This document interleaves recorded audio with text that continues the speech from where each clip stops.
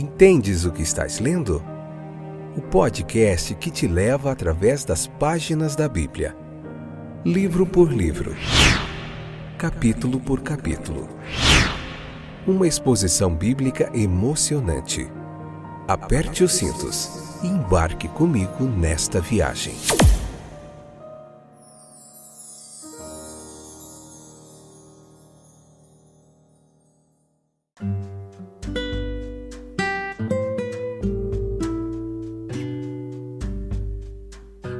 Olá, meus queridos companheiros de viagem através das páginas da Bíblia. Eu sou o Fábio e esse é mais um excepcional episódio do podcast Entendes o que estás lendo. Que joia! Grato demais a Deus por outra oportunidade que Ele me concede de estar aqui novamente com vocês, para a gente juntinhos estudar mais um pouco do texto bíblico. Hoje, Mateus capítulo 21, a parte primeira. Vamos falar do jumentinho lá de Betfagé. Mateus capítulo 21, parte 1, episódio de número 659. Esta que é a 8ª temporada. Estamos vendo o livro de Mateus capítulo por capítulo, chegando próximo ao final. Mateus tem 28 capítulos. Você encontra aí todos os capítulos de Mateus em 3, 4 episódios. Normalmente essa é a dinâmica do nosso trabalho aqui. E é isso. Tem outros livros da Bíblia aí disponível para você. Você encontra na Amazon Music, no Spotify, onde mais?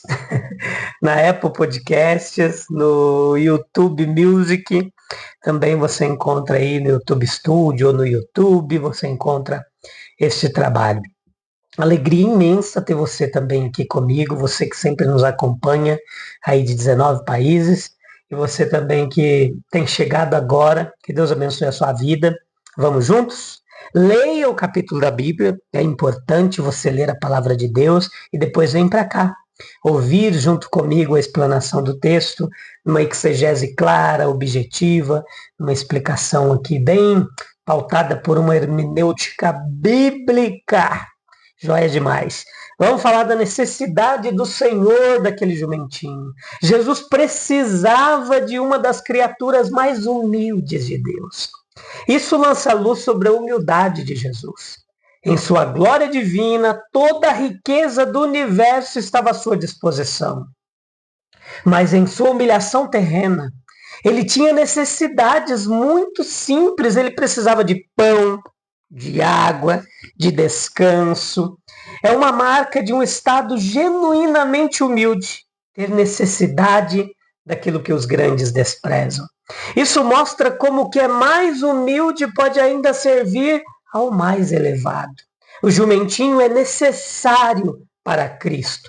Se um animal muito humilde pode ser assim honrado, muito mais pode o mais obscuro dos homens e mulheres, os próprios irmãos e irmãs de Cristo, prestar-lhe um serviço valioso. Os discípulos obtiveram o que seu mestre precisava. Ele contou sua necessidade e imediatamente os 2 mensageiros escolhidos partiram para supri-la. Não é suficiente que sirvamos a Cristo à nossa maneira. Temos que descobrir o que Ele realmente quer de nós. Às vezes pode não ser o que nós imaginamos. Às vezes pode ser... Os discípulos, eles obtiveram o que seu mestre precisava. Ele contou sua necessidade e imediatamente os 2 mensageiros escolhidos partiram. Não é suficiente que sirvamos a Cristo da nossa maneira. Às vezes pode não ser o que escolhemos, mas se for útil ao nosso Senhor, isso deve ser suficiente para determinar nosso curso de ação. O dono desconhecido dos animais, ele foi obediente à mensagem da necessidade de Cristo. Olha, o Senhor precisa deles. Era a mensagem para silenciar todas as possíveis reclamações.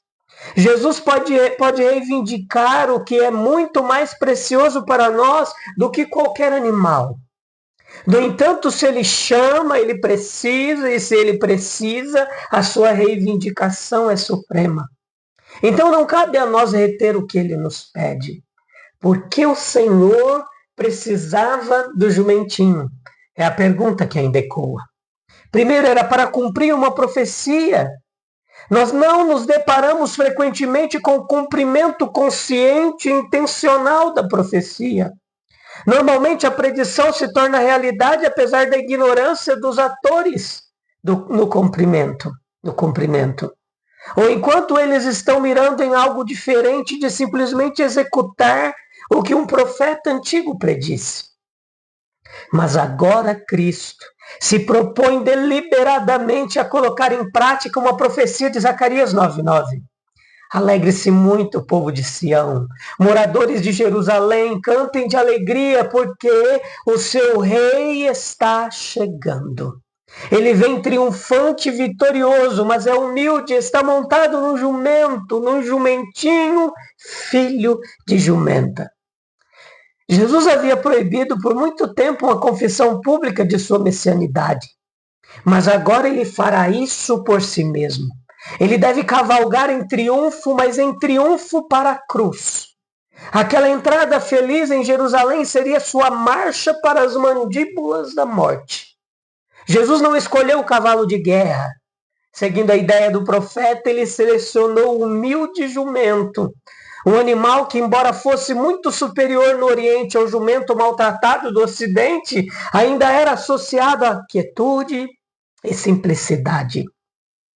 Era para ser um triunfo rústico, um triunfo do velho mundo, pitoresco e antigo, e, portanto, um protesto contra a moda vulgar da glória terrena. O nosso Senhor agora havia entrado na última semana de sua vida terrena, de sua vida na terra, mas, exceto em seu próprio coração, não há premonição de sua morte. Tendo passado o sábado em Betânia, ele segue na manhã de domingo para a cidade. Esse foi o dia, 4 dias antes da Páscoa, em que os judeus foram ordenados a escolher o Cordeiro Pascal. O nosso Senhor, consciente de seu chamado para morrer por seu povo, se coloca em suas mãos. E ele agora sente que sua hora chegou e se proclama como o Messias prometido, o Rei da Paz, entrando em Jerusalém, a metrópole da paz, de uma maneira que ninguém poderia deixar de interpretar. Como aquele que certamente forneceria aos homens aquilo que não daria a uma raça poder sobre as outras, mas que uniria todos os homens. Ele lhes daria sentimentos, interesses comuns e restauraria, na verdade, a unidade dos homens. Os pontos na entrada que Mateus considerou significativos, eles são a proclamação de nosso Senhor de si mesmo, como o Rei da Paz, ao entrar em Jerusalém montado em um jumento. Ele não escolheu um cavalo, porque esse animal teria sugerido uma realeza de um tipo muito diferente da sua. A realeza que era mantida pela guerra e pela força externa. Ninguém poderia ter a menor dúvida de que ele reivindicava cumprir a profecia do Antigo Testamento e ser a própria pessoa que viria e traria consigo para a terra tudo que o amor de Deus poderia conceder. Ele professa sua disposição de assumir o comando da terra, não no sentido mais fácil de ser capaz de estabelecer uma constituição política para todas as raças, mas no sentido de ser capaz de satisfazer cada indivíduo, de dar paz a cada alma, por mais distraída que esteja pelos problemas e sobrecarregada pelo pecado. E alguns, por meio dele, realmente entraram em tal paz que são uma proteção aos ataques deste mundo e ganharam o domínio sobre suas tentações. Eles descobriram que ele é tudo o que ele afirma ser. Eles o proclamaram como Salvador e Rei dos homens. E ele aceitou esses ofícios com um espírito muito diferente daquele em que foram atribuídos a ele. Ele sabia que ser o rei de um povo tão pisoteado pelo pecado, tão enredado em males antigos, era cheio de perigo, sofrimento, que para libertar tal povo ele deveria morrer por eles. E é sua expectativa que nós, do nosso lado, abramos nossos olhos para o que ele fez e o reconheçamos como nosso rei. Não devemos ressentir-nos se isso atrapalhar nosso dever para com Ele de fazer sacrifícios reais. Deve ter sido, de fato, uma experiência humilhante para nosso Senhor ter se conduzido a Jerusalém por uma multidão, através de cujas hosanas ele já ouvia o murmúrio de suas maldições. Tal é a honra que uma vida perfeita conquistou. O murchamento da figueira foi um ato simbólico. A figueira infrutífera. O nosso Senhor viu nela a própria imagem de Jerusalém. Havia ali uma exibição exuberante de todos os tipos de atividade religiosa, com absolutamente nada que pudesse alimentar a alma ou satisfazer a Deus. E o murchamento da figueira revela o outro lado do caráter de nosso Senhor em conexão com essa rejeição pelos judeus. Ele chorou, mas também pronunciou a condenação. Para calcular nosso próprio futuro, nós devemos ter em vista não apenas as lágrimas de Cristo, mas também seu julgamento. Ao longo de sua vida, uma é tão proeminente quanto a outra. Palavras que raramente ou nunca foram ouvidas do mais severo profeta do Antigo Testamento são comuns em seus lábios. Há um dia de visitação para cada homem.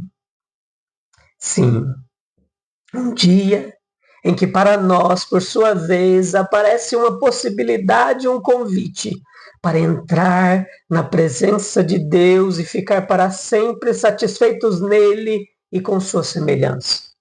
Em sua jornada para Jerusalém, Jesus descansou em Betânia, onde, parando na casa de Simão o leproso, Maria ungiu seus pés. Animais que nunca tinham suportado o jugo eram empregados para propósitos sagrados. O jumentinho em que Jesus cavalgava era assim. Seu caráter sagrado foi reconhecido nas aclamações da multidão, quando diziam, Hosana.